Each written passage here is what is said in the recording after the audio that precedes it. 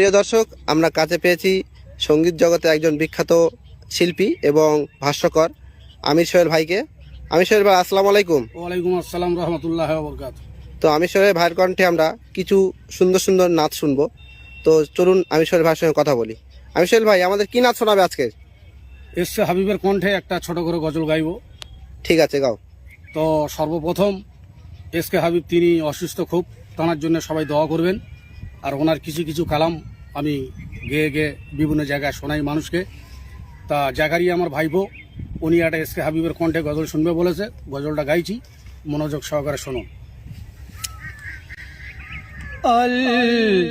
আমি নবী আমার মুক্তি দাতা সবার, খোদা যারে বন্ধু করে দিল যে উপহার।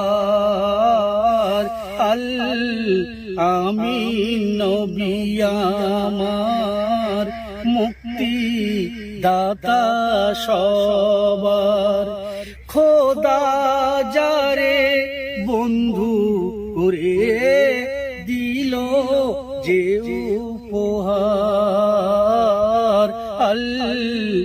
আমি নবী আমার।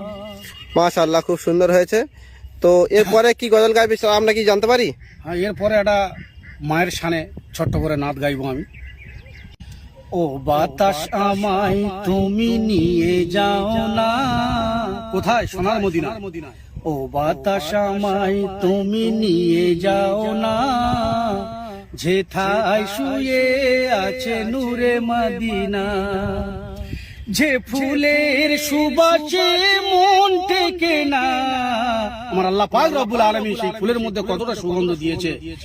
যে ফুলের সুবাসে মন টেকে না, ও বাতাস আমায় তুমি নিয়ে যাও না, যেথায় শুয়ে আছে নূরে মদিনা।